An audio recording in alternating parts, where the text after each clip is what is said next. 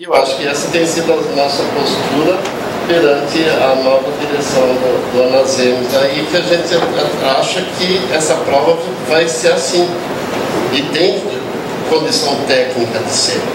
É que a gente está muito desconfiado, a gente está muito inseguro, porque puxaram muito o tapete da gente, né? Porque muitas coisas que a gente sentou, conversou, não foi feito.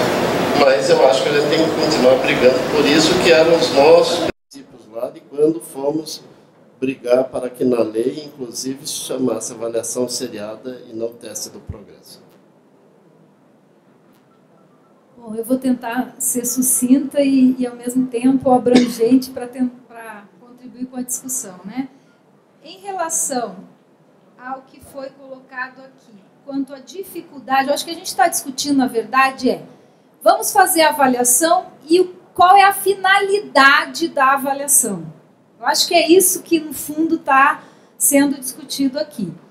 Em primeiro lugar, o INEP, a preocupação inicial e uma das principais do INEP é fazer uma avaliação que possa refletir com muita proximidade a realidade do que acontece lá na instituição, lá no curso, lá na formação. Então, essa é uma preocupação que a gente tem, que não é fácil. Porque quando a gente cria indicadores, todos os indicadores, de alguma forma, têm algum certo grau de vulnerabilidade, ou de limitação, melhor dizendo. Né? Então, isso não é uma tarefa fácil. Avaliar nunca foi fácil e continua não sendo. Depois de toda essa trabalheira, dos instrumentos pensados, discutido com a comunidade, feito todo esse processo, com vários mecanismos, conforme eu demonstrei hoje, o INEP, na verdade, ele mostra o que foi encontrado. Ele disponibiliza os dados. E não só isso, ele estimula, a partir da avaliação em loco, que as próprias instituições criem seus mecanismos de avaliação. Tem lá todos os itens no instrumento em relação à CPA, a comissão própria de avaliação que as instituições devem manter. Isso é olhado criteriosamente pelos avaliadores. O que acontece? Para que a gente avalia? Certamente não é para punir que deve ser feita a avaliação. Até porque punir não conserta, muitas vezes. Como estratégia única, é uma péssima ideia. Então, o que é feito com essa avaliação? O que a gente espera que seja feito? Que as pessoas, que a regulação a utilize, sim, mas regulação para quê? Essa é uma outra discussão. Acho que é isso que a gente está tratando aqui, que talvez esteja não sendo bem esclarecido. E o papel do INEP eu já expliquei qual é, mas eu posso sim falar de outras questões que extrapolam a minha condição de diretora da DAS nesse sentido. Tá? Então, essa é a grande questão. Por que a gente tira a foto e essa foto não é utilizada, por exemplo? Se é que ela não é utilizada. Porque a gente quer que ela seja utilizada. O professor aqui mostrou os dados do INEP. Vocês têm noção que tem cursos de medicina que são insuficientes. Né? E é papel do Estado e também da sociedade utilizar esses dados. Então, a gente tem que discutir isso. Eu concordo que isso é importante. Em relação ao Anasem, que eu estou vendo que muitas pessoas estão tocando nisso, né? Como eu falei a vocês, eu estou há 15 dias no INEP, mas eu posso adiantar algumas coisas. Primeiro lugar, é o seguinte, eu já falei aqui que está sendo discutida a revogação da portaria 168, que estabelece o Anasem com algumas estruturas. Ela vai ser provavelmente republicada, né? Uma outra estrutura. Um dos pontos que está sendo discutido é que a gente está defendendo que esse resultado ele deva constar no histórico do aluno enquanto participação, assim como é feito com o ENAD. Tá? Agora, isso é o que a gente está defendendo, então não está ainda completamente fechado, por isso que eu não falei mais informações sobre isso. Né? A questão de como vai ser elaborada essa prova, eu gostaria de assegurar a vocês que nós contamos com a participação da própria comunidade acadêmica para fazer isso.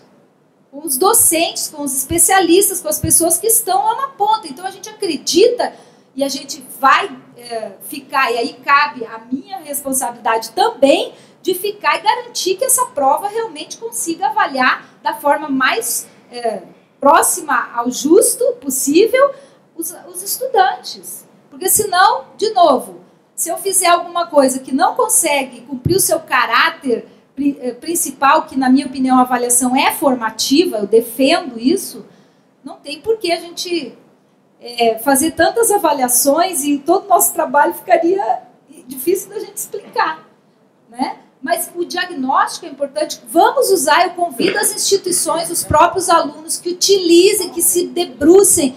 Está tudo no site do INEP. Gente, está tudo lá. Vocês podem utilizar os dados a favor e também para corrigir as distorções. Não depositar, eu não nego o papel do Estado, mas não depositar toda a responsabilidade do que está acontecendo na formação em cima do Estado. Porque a sociedade também tem uma importante contribuição. E eu entendo, de tudo que eu tenho acompanhado, que a avaliação ela tem sim qualidade, ela é feita com qualidade. Nossos critérios são amplamente discutidos. Então, por que a gente não usa? Vamos utilizar, todos nós, de alguma forma. E a regulação, ela vem tomando atitudes, vem conduzindo questionamentos junto às IES, vem... Então, mas eu não quero falar pela regulação. Acho que vocês deveriam convidar séries para vir até aqui para fazer um debate mais profundo acerca desse tema. Né? Então, a dificuldade qual a dificuldade no tratamento? Na verdade, no tratamento dessa foto, eu também não sei a resposta. Não sei, para mim não tem dificuldade, tem que ser feito. Né? Em relação aos doutorados, mestrados e tudo isso, eu como educadora digo a vocês, um doutorado, ele não por si só, ele não garante que você forme alguém que tenha um caráter pedagógico, de docência adequado. Mas os estudos apontam que você ter doutores, você ter mestres numa instituição faz com que eles tragam inovação, eles tragam para a discussão, eles consigam, dentro de sala de aula, fazer o aluno refletir com maior profundidade acerca do que está acontecendo, não só no nosso país, mas também no mundo. Então, é por isso que a gente usa como critério de qualidade a gente ter mestres e doutores. Não quer dizer que aquele professor que não tenha mestrado não seja um bom docente. Tá? Então, isso tem que ficar claro aqui.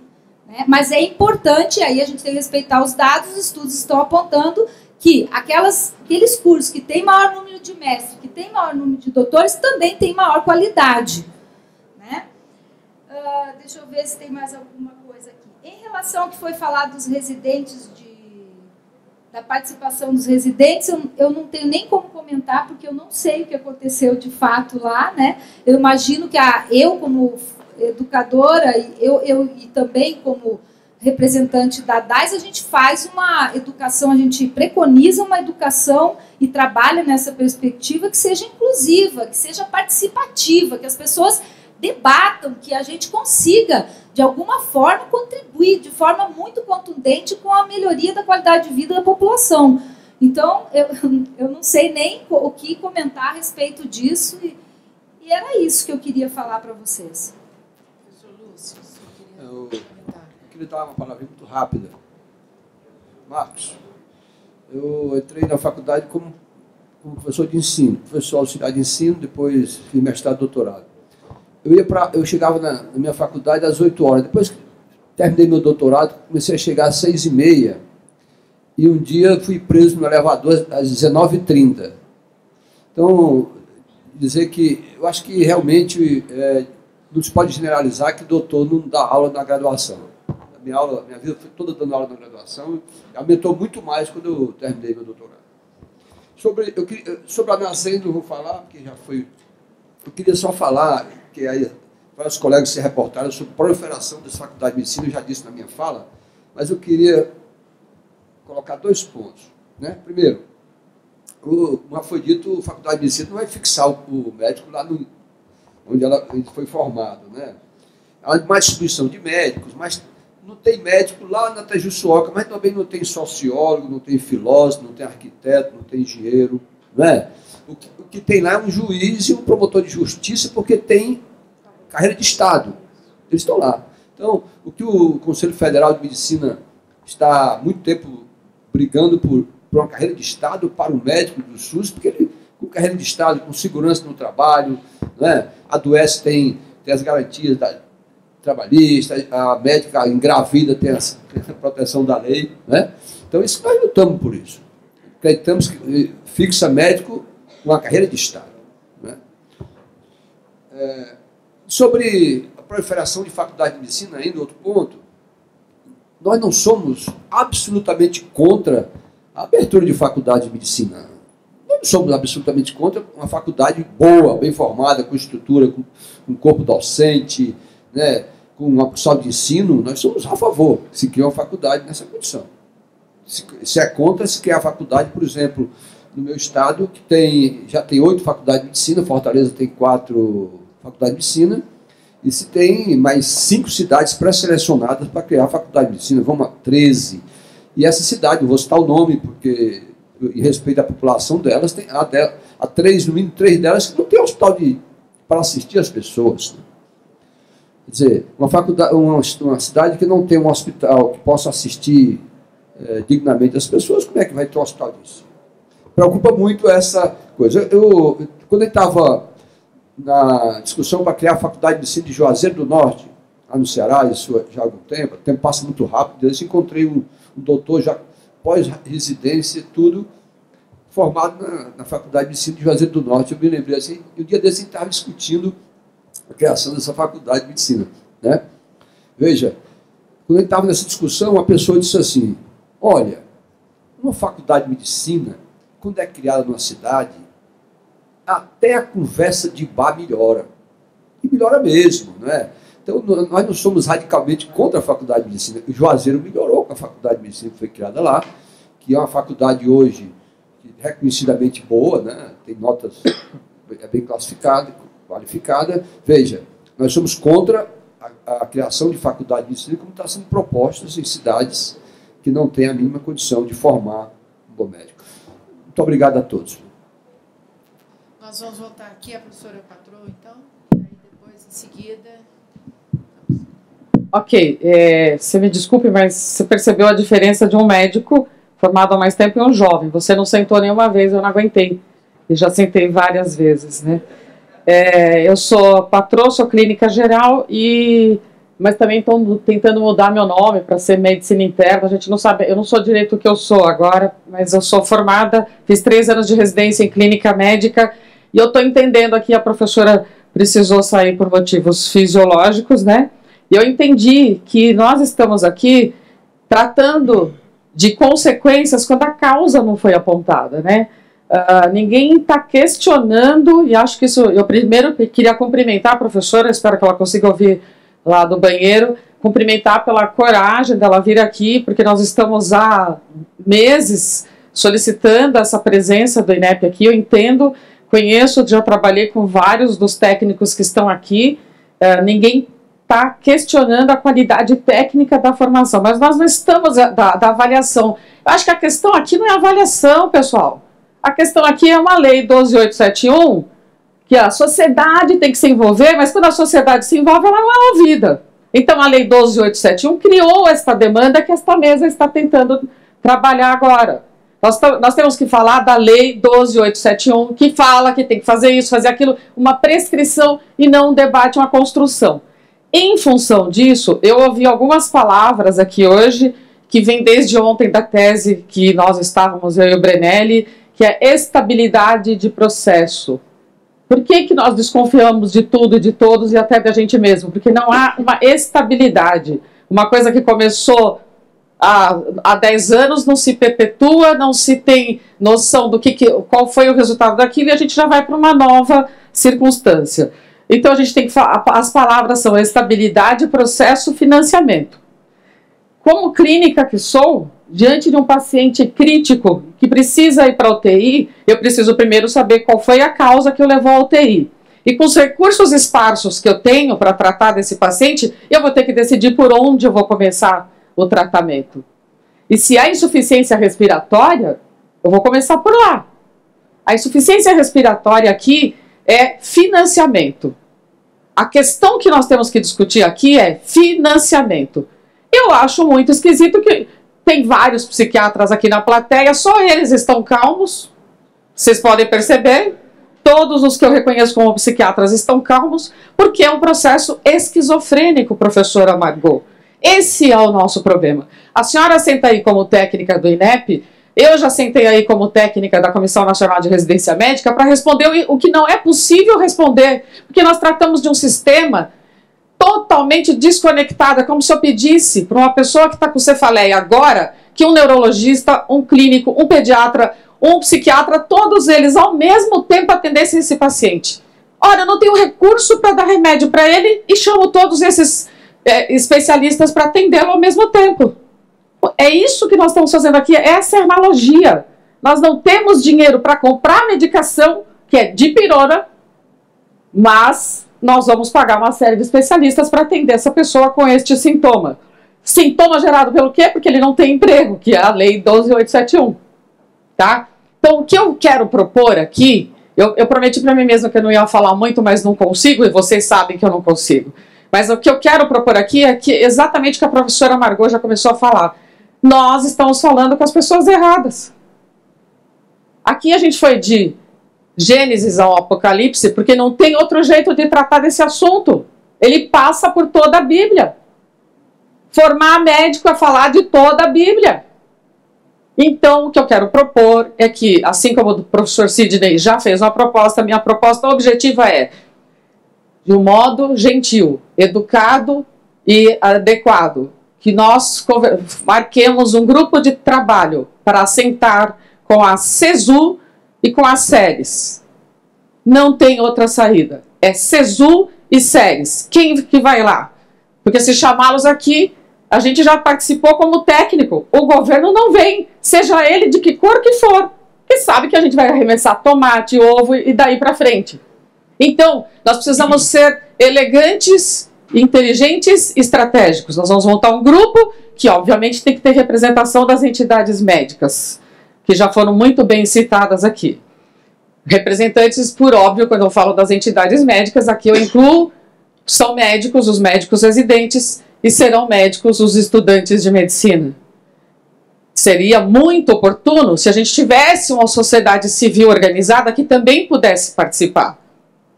Agora, eu desafio vocês a encontrarem esse representante, mas pelo menos esses que a gente sabe quem são os presidentes, que a gente organize esse time e que a gente agende uma audiência no Ministério da Educação com a presença do Ministro da Saúde, porque é outra esquizofrenia nesse país.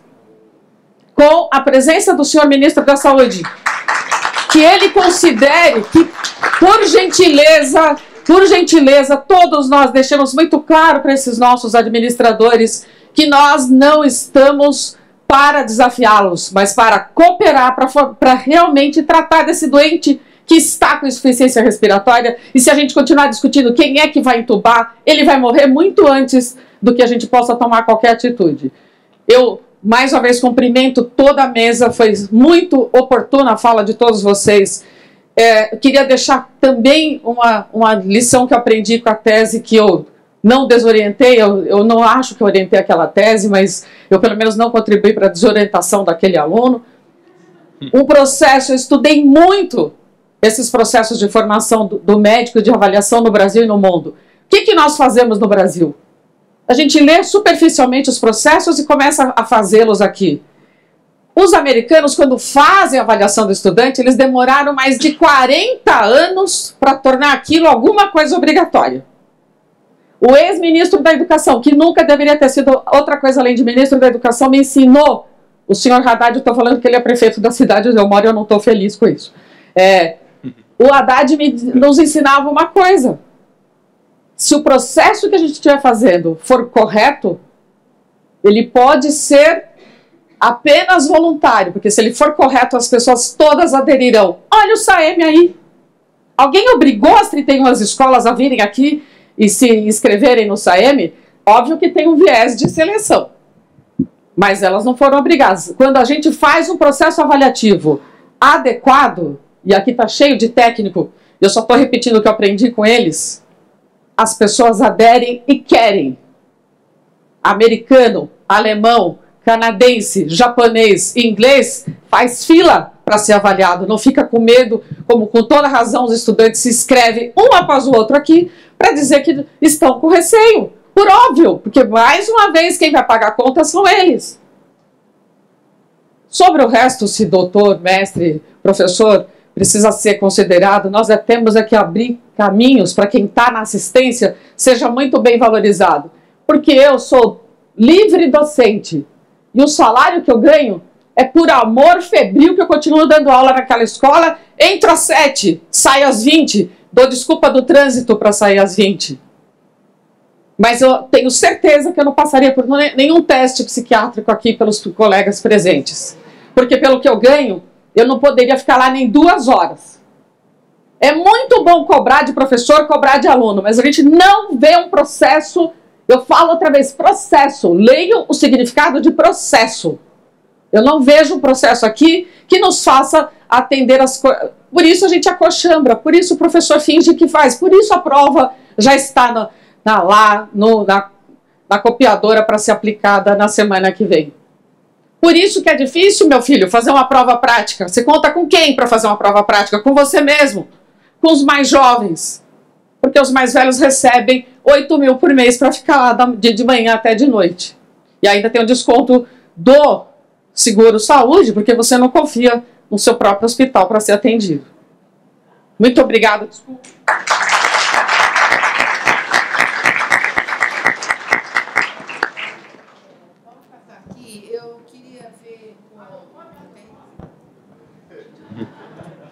Queria ver com a plateia da gente encerrar as inscrições ao final do colega, aqui por último. E o professor Irã depois vai finalizar e a gente pode dar talvez uns 2 minutos para a mesa, cada um falar, e depois o professor Irã só para a mesa. Boa tarde, senhoras e senhores, os jovens e os eternamente jovens. Gostaria de cumprimentar e parabenizar todos os moderadores e debatedores aqui dessa apresentação, desse debate, e queria dizer que, assim, pelo menos na nossa avaliação, antes deixa eu me apresentar. Me chamo Vitor Alvarenga, eu sou médico clínico, sou residente de cardiologia do Hospital Universitário Pedro Ernesto, no Rio de Janeiro, vinculado à UERJ, Universidade Estadual do Rio de Janeiro. E eu acho que já ficou claro para a gente que a avaliação nacional seriada vai trazer como resultado aquilo que a gente já prevê, que a formação do médico hoje é deficitária, é deficiente, que a qualificação dos residentes está ruim, os médicos estão sendo mal formados e os residentes estão sendo mal qualificados. Eu me senti muito contemplado pela fala da professora aqui agora. A questão é exatamente essa. A gente vive um subfinanciamento paulatino, crescente dos hospitais. E, quando a gente olha os hospitais universitários, é indiscutível, inquestionável, que os hospitais universitários são, na sua essência, ou deveriam ser, o modelo de formação de altíssima qualidade dos profissionais de saúde, médicos e não médicos, e multiprofissionais da saúde, por exemplo. E não é isso que está ocorrendo hoje. Por quê? Exatamente por essa questão do subfinanciamento. Nós temos um índice muito de fácil aferição para a gente quantificar isso. Basta vocês olharem a redução dos leitos nos hospitais universitários hoje. Digo isso não só no Rio de Janeiro, mas em todo o nosso país. Está havendo uma crescente redução de leitos nos hospitais universitários. Eu vi ali uma relação de 5 leitos do SUS para cada aluno. Hoje, a gente tem, na verdade, 5 alunos para cada paciente, 10 alunos para um paciente, por que não 20 alunos para um paciente? Hospitais universitários que antes tinham 700 leitos disponíveis, hoje contam com 200 leitos. disponíveis. Então, meus amigos, eu faço aqui, diante dessa reflexão, eu faço uma proposta para os senhores, que nós saiamos daqui hoje como fiscais da qualidade de formação dos médicos e dos médicos residentes. Todos nós devemos sair daqui com essa missão. Por que isso? Hoje nós temos hospitais no Rio de Janeiro que estão funcionando sob ordem judicial. Ordens judiciais estão garantindo o financiamento que não é nem aquele previsto na diretriz orçamentária, longe de ser aquele, definitivamente inferior àquele, mas que dá um ânimo, que dá uma sobrevida para esses hospitais estarem em funcionamento. Então, a gente vê, por exemplo, o Hospital Pedro Ernesto, da UERJ, que em janeiro chegou a praticamente, quase fechou. Um hospital universitário do Rio de Janeiro quase fechou, teve sua redução para menos de 100 pacientes. E hoje funciona com ordem judicial, já estamos em aproximadamente 300 leitos, próximo da sua capacidade plena, que seriam 350 leitos. Então, meus amigos, nós temos que sair com esta missão daqui. Cobrar as pessoas certas, saber a quem cobrar, fiscalizar, denunciar. Não fiquemos calados e apáticos. Juntos a gente vai conseguir mudar essa situação. Ok? Bom dia, boa tarde a todos. Obrigado. Bom dia a todos. Inicialmente, cumprimento o Dr. Irã pelo evento, pela ideia do evento, e cumprimento a mesa em nome da professora Marta, e todos os colegas e técnicos e alunos acadêmicos que puderam falar. Bem, primeiramente, eu queria... eu sou a Tatiana, eu sou conselheira do Conselho Regional de Medicina da Bahia, tá? Venho aqui representar o Conselho Regional de Medicina da Bahia, trabalho com residência médica, tive a oportunidade de viver uma época de ouro da Comissão Nacional de Residência, capitaneada pela professora Patroa, da qual acho que todos devem muito aprendizado e puderam contribuir de forma muito intensa e com amor febril pela residência médica no país. Atualmente trabalho com residência médica, sou supervisora de um programa de residência médica em Salvador, sou ginecologista e obstetra. Primeiro eu queria assinar embaixo, endossar as palavras do meu colega Dr. Gessé, conselheiro federal da Bahia, com relação às universidades estaduais, do que está acontecendo lá na Bahia, primeiramente, mais especificamente a UNEB em Salvador. A situação é crítica e é necessário que a gente se debruce sobre esse problema. Compreendo o que foi falado, as universidades estaduais não estão subordinadas, do ponto de vista de avaliação, ao INEP. É o Conselho Estadual de Educação, se eu não me engano, que é quem avalia essas faculdades estaduais. Que é quem autoriza a abertura e, de fato, eu não sei se quem avalia também é quem autoriza, acho até um pouco estranha essa ideia. Mas a situação é crítica, os meninos não têm campo de estágio, passaram para o internato e não têm campo de estágio. O hospital, teoricamente, a universidade estadual, fica localizada ao lado do maior hospital estadual de Salvador, da Bahia, que é o Hospital Estadual Roberto Santos. Quem conhece Salvador conhece o hospital. Teoricamente, deveria ser o campo de estágio natural e, enfim, não sabemos explicar por que isso não acontece. Mais uma dessas esquizofrenias que nós estamos acostumados a ver, como bem falou a professora Patroa. Bem, gente, inicialmente, eu vou trazer uma questão assim. Eu acho que a questão não é qualidade da avaliação, acho que ninguém aqui duvida da qualidade dos processos de avaliação, dos técnicos envolvidos em todas as avaliações, acima de qualquer suspeito, o INEP, enfim, todos os atores envolvidos com a avaliação. A questão é que acho que já temos alguns diagnósticos, né?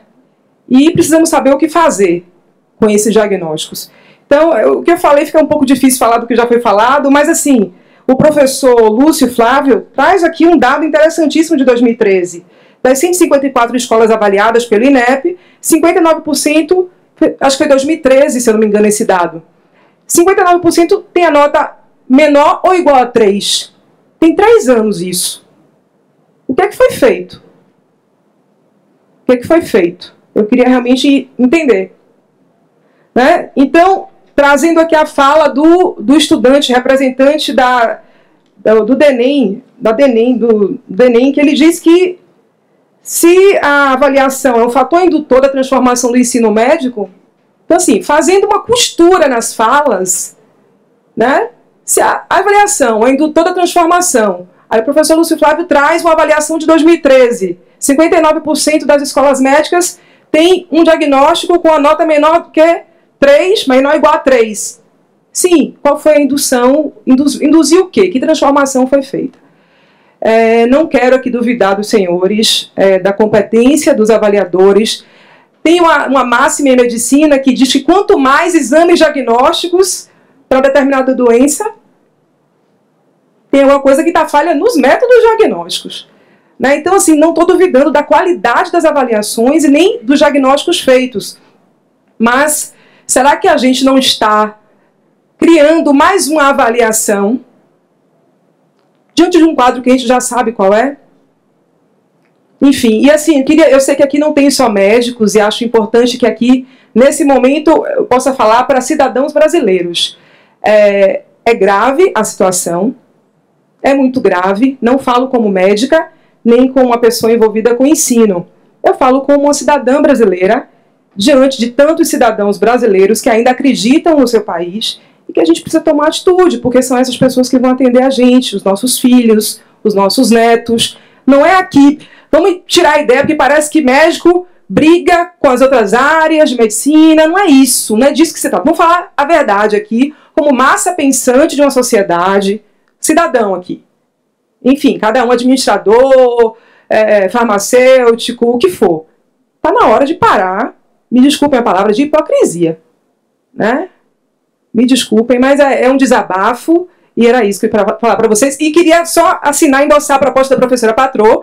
Não sabia exatamente os nomes das entidades, atores, mas sugeriria ao doutor Irã, se um próximo momento, uma nova oportunidade, possivelmente no fórum de ensino que vai acontecer no Ceará, pudesse trazer, porque assim, é um processo, todo mundo aqui de avaliação, e a ponta executora, será que não pode participar do debate? O Poder Judiciário, enfim, alguém que precisa chegar, né, toda uma linha mesmo de raciocínio aí em cima do que vai ser feito. Se não vai ser criado daqui a pouco um novo sistema de avaliação, aí vai todo mundo se debruçar sobre o novo sistema de avaliação. Era isso. Obrigada. Boa tarde. O meu nome é Christian. Eu não represento, na verdade, nenhuma instituição. Eu fiquei sabendo do fórum e achei interessante. Juntei meu dinheiro, paguei minha passagem, meu hotel e estou aqui. Muito feliz, na verdade, por estar participando, né, de algo tão importante. Eu discordo da professora, acho que é Margot, que é representante do INEP, que ela falou, a gente está aqui para discutir avaliação. Eu acho que não. A gente está ali para construir o futuro da medicina do Brasil e eu acredito que poucas pessoas, na verdade, estão na mesma situação que eu aqui, né, que receberam um e-mail e, por livre e espontânea vontade, resolveram, né, do nada, desmarcar tudo na vida e chegar até aqui. E isso já mostra, na verdade, o baixo impacto que as instituições hoje têm nos próprios profissionais. A gente está discutindo um pouco a formação, a carreira médica, e, na verdade, que a gente ainda mostra, né, ela falou dos psiquiatras aí, né, eles vão saber explicar isso melhor do que eu, que a gente está agarrado, né, na questão da avaliação, né, parece que algo da nossa psique esbarra, né, nessa questão da avaliação médica, eu não sei porquê. Eu acho que em algum momento da vida a gente passou no vestibular e achou que não precisava mais ser avaliado. E na verdade a gente vê na prática que realmente tem médicos que deveriam ser afastados da profissão médica, na verdade talvez de qualquer outra profissão até.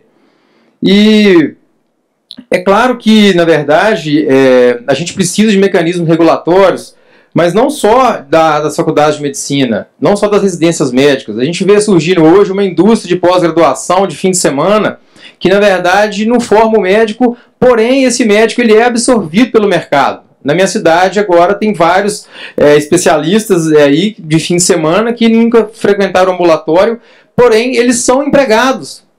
E, ao mesmo tempo, falta emprego para outros profissionais. Então, é muito complicada essa situação. porque esses profissionais eles estão numa sombra, né, numa zona cinzenta entre a residência, entre a graduação, e a gente vê que, na verdade, é assustador, né, imaginar que a gente vai chegar aí talvez à proporção de 6 médicos para 1.000 habitantes, e atualmente já falta emprego aí, ou até subemprego para várias pessoas. Mas não tem dúvida, né, que formação de escola hoje é um mecanismo mercantilista de fazer dinheiro. Mas a minha pergunta, na verdade, que não se cala, é a seguinte: por que a gente não é ouvido, né? Por que o CFM, por que os conselhos, essas várias entidades aí que eu nem conhecia esse tanto de letra, de coisa, de entidade, por que a gente não é conhecido, não é escutado? Por que os e-mails lá talvez não chegam, as pessoas não engajam, né? A gente não é escutado pelos gestores públicos, privados, né? Falar de financiamento da saúde, né? É ridículo, né? Talvez a gente tenha que parar de fingir de que o SUS é um sistema de saúde. O SUS não é um sistema de saúde. Ele não funciona, né? Ele só existe porque pessoas morrem esperando exames, pessoas morrem esperando condutas. Porque se ele funcionasse, se todos os pedidos de exames, se tudo fosse executado, seria impossível desse sistema existir. Então a gente tem que levar, talvez, a coisa de forma mais séria, né? Porque a gente vê que outras classes profissionais têm mais poder, né, de persuasão, mais poder de impactar a sociedade brasileira do que a classe médica. E eu fico chocado de ver que realmente a gente está num momento crítico, um verdadeiro divisor de águas, né, na formação da carreira médica. E eu fiquei muito feliz, e por isso que eu vi, porque eu acho que fóruns e eventos como esses deveriam ser pulverizados. Então a minha proposta é que se pulverize esse tipo de evento para os conselhos regionais de medicina, para as delegacias, porque é importante que todo médico, de toda a cadeia médica, seja envolvido nisso, né?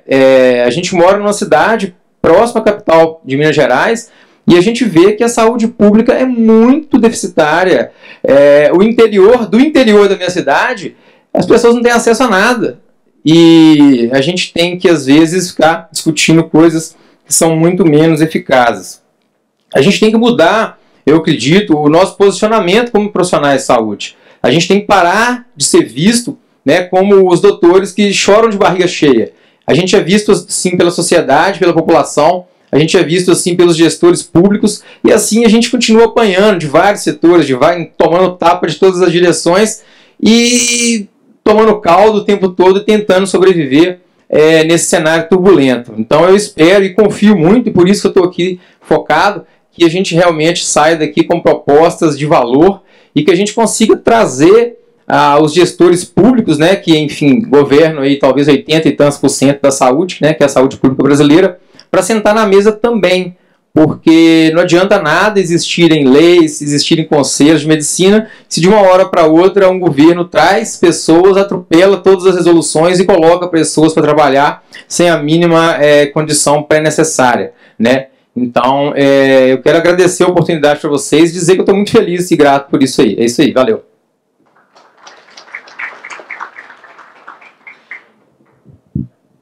Bom dia, boa tarde, né? Boa tarde, meu nome é Márcio, sou médico formado pela Universidade de Pernambuco, lá em Recife. E também, junto ao colega, eu também vim aqui financiado por mim mesmo, né? A entidade me financiou. Fica também a crítica, junto com o que o colega falou, será que todo o conselho estadual não poderia ter trazido ou um conselheiro mais jovem, ou se não tiver um conselheiro mais jovem, um médico mais jovem próximo do conselho para cá? Porque tem vários estados que nem representados aqui estão. Eu acho que poderia ser feito isso, entendeu? Fica a crítica ao Conselho Federal para chegar junto aos conselhos regionais para, nos próximos fóruns, haver uma participação de médicos mais jovens. Minha fala, na verdade, vai ser meio que um desabafo e uma pergunta justamente para o professor Brenelli e Dr. Lúcio Flávio, no sentido de que, desde que eu entrei na faculdade, em 2009, eu comecei a ler bastante sobre ensino médico, educação médica, avaliação, sinais. Comecei a estudar bastante esse tipo de coisa, mas eu sinto muita falta de outra coisa que colegas meus aqui já falaram, é resolutividade. Existem diversas escolas que, obviamente, não vamos citar os nomes, mas sabemos que as escolas são insuficientes. Em repetir os exames, as notas delas são baixíssimas. É um porque tem que dar um. E aí, o que é feito com isso? Tem escolas que durante 3 avaliações seguidas é insuficiente. É um. Por que ela existe ainda? O mesmo governo que permite a abertura de escola não permite o fechamento de escola. Eu sei que as pessoas que estão aqui representadas não têm a caneta que fecha a escola. Mas por que essas pessoas ainda continuam fazendo avaliação com aquela escola que ela sabe que vai ser um? Ah, não. 3 anos atrás, na terceira avaliação atrás era 1, na penúltima foi 1, na última foi 1, a próxima vai ser 1, mas vamos lá, vamos avaliar ela. Por que você se submete a isso? Eu não me submeteria. Eu acho que tem que ficar autocrítica também para você que está trabalhando, você como técnico, há tanto tempo já trabalha nisso. Por que você aceita fazer uma avaliação com uma coisa que vai ser 1? Por que você não procura também a resolutividade da coisa? O papel de todo mundo é escalonado, você também tem responsabilidade na coisa. E aí o que eu pergunto para o Dr. Brunelli, professor Lúcio Flávio também, se souber, se há uma aproximação do CFM e outras entidades médicas, junto à Associação Nacional de Magistrados, ou outra associação de juízes, de bacharéis, nesse sentido de tentar esclarecer a coisa, para não ficar nessa briga que o professor Brunelli comentou agora, de ficar uma escola sendo fechada, a pessoa vai na justiça, reabre. Por que não há uma proximidade de todos os atores do jogo, entendeu? Para poder explicar a coisa, esclarecer, ouvir, falar, todo mundo jogar junto, porque eu acho que ninguém aqui é inimigo. Os juízes estão lá exercendo o papel que a Constituição dá a eles. Eu acho que eles também têm que entender qual é o papel que o CFM está fazendo aqui, que é o de defender um ensino público de qualidade, entendeu? Porque a gente não pode estar aceitando o que a gente já sabe que acontece. Todo mundo aqui sabe, da sua escola médica, sabe qual vai ser a próxima avaliação. Todo mundo sabe o resultado que vai vir. Surpresas acontecem, é verdade, mas é um jogo previsível. Eu acho que a gente tem que começar a se incomodar com isso. Desde 2009 eu vejo muita gente bastante incômoda. Todo mundo sentadinho, aceitando as coisas que estão vindo. Mas por que ninguém se mexe? Por que não se muda o jogo, entendeu? Obrigado. Eu vou convidar o Dr. Irã, então, para que venha aqui à mesa.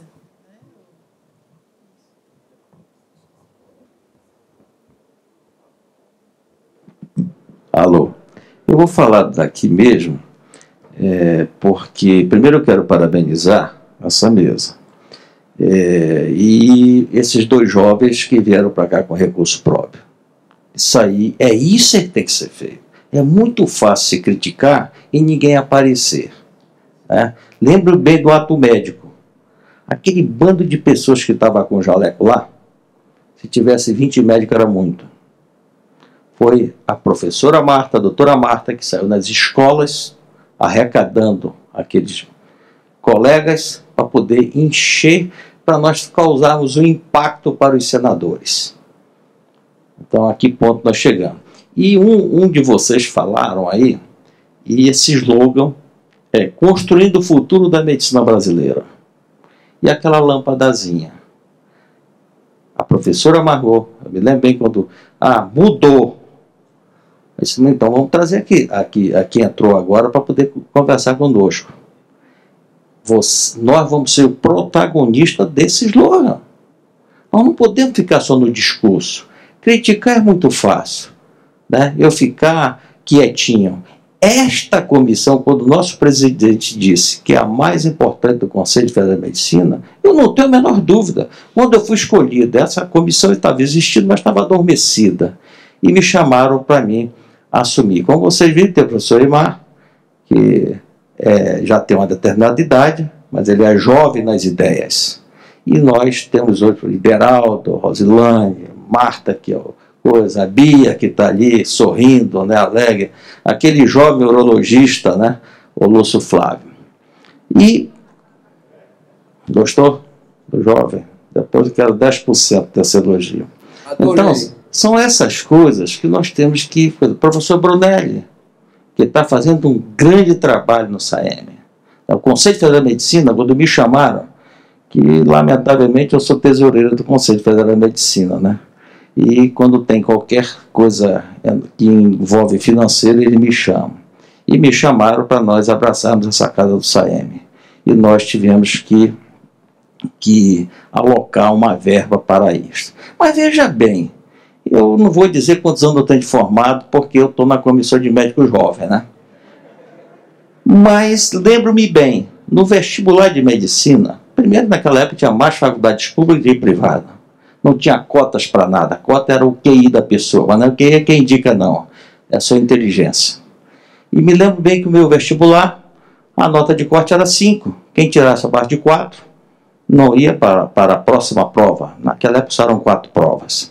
E consegui passar na primeira leva. Deus me ajudou muito, né? E naquilo, éramos 100 vagas. Na minha turma de 100 só formaram 25, eu vou dizer por quê. Né? Porque as provas naquela época eram feitas em auditório. Nós já recebíamos já um calendário de prova. Era proibido prova objetiva, toda era subjetiva. O cara chegava, me descreva a fisiopatogenia do choque, 4 minutos. Ou sabia, eu ficava com a caneta no bico. E tinha uma comissão de cola. Tinha uma comissão de cola para evitar. Um ficava ali, outro ficava. Então, eu, quando saí da faculdade de medicina me tornando um médico. Não existia ainda nem residência médica. Eu não sou tão velho assim, não, né? Então, não tinha nem residência médica. Eu tive sorte que a professora Maria do Patrocínio deixou colocar o nome dela no meu currículo. Meu amigo, depois que eu coloquei o nome da professora do Patrocínio no meu currículo, eu fiquei um sucesso. Tá? Então, professora, muito obrigado pela sua ação para comigo. Aí, você formava em médico. Fazia, se você era seriado, eu sou da época do seriado. Hoje, né, ninguém sabe mais nem como é que é o negócio mais. Então, você só podia ficar em dependência de 2 matérias. Faria a dependência. Se ficasse 3, você repetia o ano inteiro. Só nas 3 matérias, porque uma era pré-requisito da outra. E hoje nós nos deparamos com esse ensino médico medíocre. Excesso de faculdade de medicina. Isso, olha, aqui também tem uma fábrica de liberação de residência médica. Basta entrar lá com um projeto, não quero nem saber, não vão nem lá muitas vezes fazer o levantamento se aquela residência médica tem ou não tem condições. Só para vocês terem uma ideia, do meu estado, descredenciaram a residência médica do meu estado. Quando descredenciaram a residência médica, enterraram a medicina do meu estado. Porque a residência médica é de grande importância para os médicos. E, lamentavelmente, não se investe mais em ensino médico, não se investe mais no corpo docente. Né? Hoje, até o corpo docente virou bico. As faculdades de medicina fingem que pagam e o cara finge que ensina.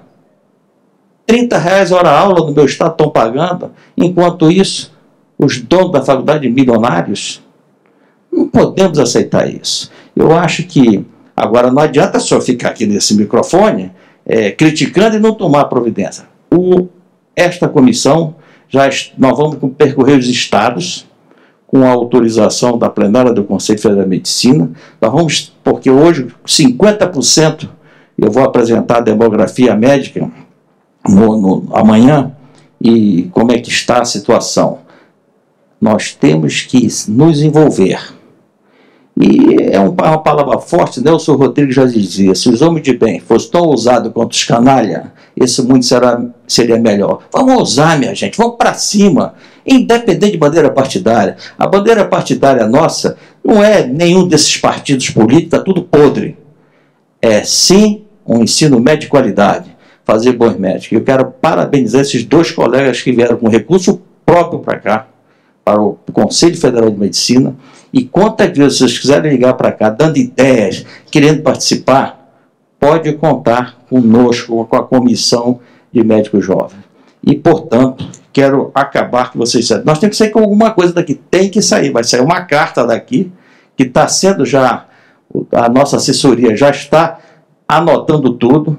Esta carta será assinada pelo Conselho Federal de Medicina, pela Associação Nacional dos Médicos Residentes, e será também assinada pela Associação Médica Brasileira. Agora, não é só assinar a carta. Vou dizer para vocês uma coisa. Ontem eu fui lá para a OAB. Meu amigo, eu saí de lá horrorizado, com todo respeito ao ministro da Saúde. Fez uma prestação pífia, sem nenhum conhecimento de saúde pública. Falou um bando de baboseira e eu tive que escutar aquilo lá. Quando é que esse país vai mudar? Tem que botar pessoas com meritocracia. A professora Margot disse que ela está lá porque ela tem competência para estar. Professora Ana Maria do Patrocínio tem que voltar para a Comissão Nacional de Residência Médica.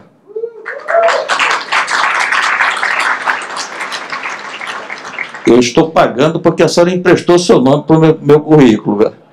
Então, essas coisas, nós temos que nos mobilizar, minha gente. Nós temos que parar de ficar calado e criticar sem poder estar aqui. Olha, 13h está praticamente lotado ainda o nosso auditório.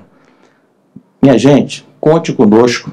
E eu acho que quem quiser colaborar com essa carta que vai surgir amanhã, vai ser lida aqui nesse grupo. E eu só tenho que agradecer a vocês. E me desculpe meu desabafo. Eu sou do tipo da pessoa, eu sou muito objetivo nas minhas colocações. Eu não vim para cá para querer agradar ninguém. E nunca vou fazer isso. Às vezes eu me lasco na minha vida e minha mulher me chama a atenção, aquela lindosa que está ali, né, que me atura há não sei quantos anos. E ela mesma diz para mim, vai devagar, porque às vezes, as palavras às vezes doem, mas tudo que eu falo é com respeito. Me ensinaram que você tem que ter respeito às pessoas. E eu sempre digo, você ser um bom médico, você tem que ter honestidade, humildade e, acima de tudo, humanismo. Muito obrigado. Nós vamos entregar aqui o certificado. Eu pedi que a mesa fique de pé para tirar uma foto, para que a gente possa tirar uma foto todos segurando o certificado. Agradecer novamente o Dr. Irã Galo e toda a organização, né? Queria agradecer em especial as pessoas que compuseram a mesa aqui comigo. Pedir uma salva de palmas para eles. Muito obrigada.